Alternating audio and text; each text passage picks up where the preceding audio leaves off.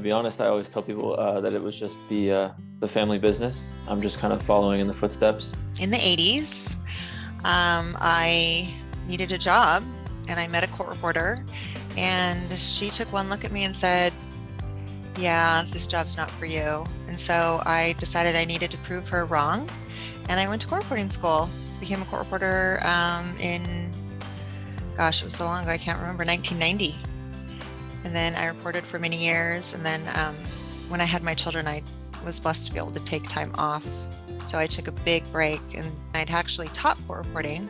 And I thought that was just going to be for a very short period of time, and ended up being 8 years.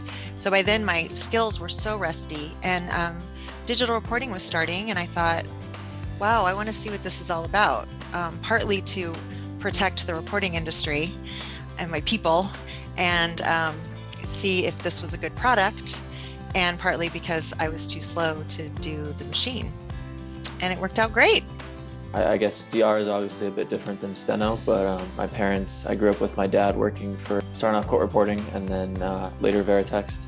And then my mom went into DR a few years ago, and she thought that perhaps I type pretty quick, I'm good with computers. She thought perhaps it would be a good job for me as well. And I'm pretty personable, if I do say so myself. So it's easy to kind of meet new people every day, and just kind of get into a flow with them, and be able to work really nicely with a lot of different faces. Met a lot of really nice people, Andy Fredericks and Luis, and they were all really nice and really helpful in my training, Veronica especially. It turned out to be a really good opportunity for me. It's really nice for me because being a student, if I have, say, an exam a Wednesday, I can say, hey, I'm sorry I can't work Wednesday, and maybe take off Tuesday too, just to give me some extra breathing room for studying. Honestly, I wasn't very techie at the time that I came in, and I wasn't sure that I thought that might be a stumbling block for me.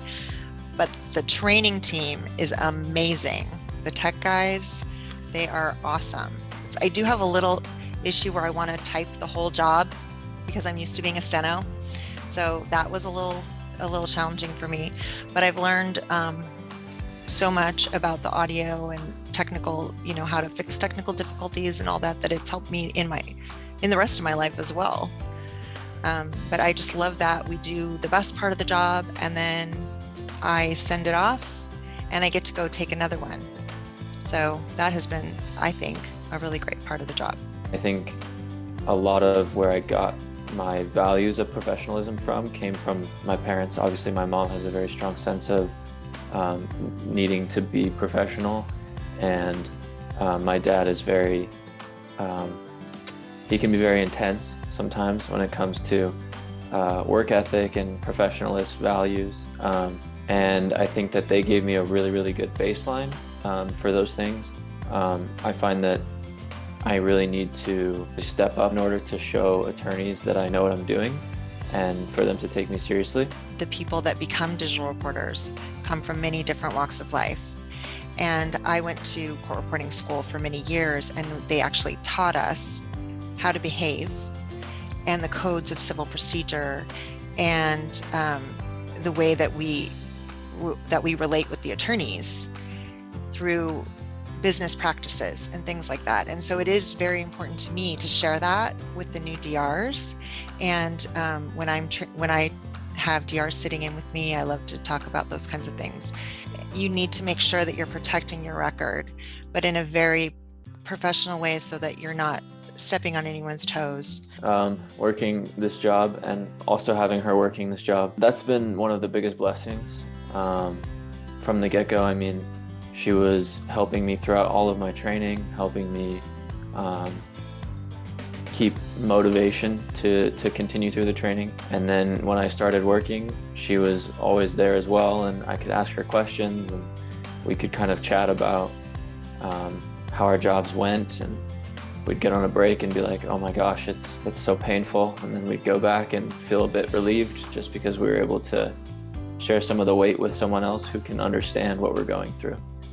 Yeah, she's just been really helpful, a really great resource to have, her and my dad both. I knew that he'd be perfect for this job because he's super techie.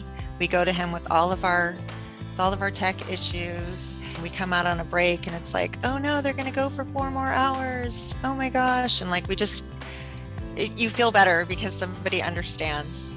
And so that's been a really fun thing. And honestly, with my husband too, court reporting changed a lot over the years, and how we did certain things changed. And so having him to ask questions about was super helpful as well. The three of us are always discussing and making sure that we're doing the best job that we can for our clients. I'd hear her on the phone with the tech team very, very often, and they were always very helpful, it seemed, and very nice. And it's just, I mean, I've had my own experience with the tech team now, and they're very, very, very great people to work with, very understanding, patient. And I'm not on the phone with them that often because that makes it sound like I'm having trouble with my job, but they are wonderful. They are wonderful. I've been blessed to do this in person, and then during COVID online, and I love that we got to keep working. It was pretty scary. There was 3 weeks when COVID hit where it was like, what's going to happen? And so just the fact that Veritext has pulled it all together, the sales team, getting the attorneys on board with this, it's been really, really wonderful to be able to work from home. I do miss the views in the city from the office buildings, but we'll get back to that. And it's been such a great job, and I'm really thankful that Veritext has put everything into making this job happen.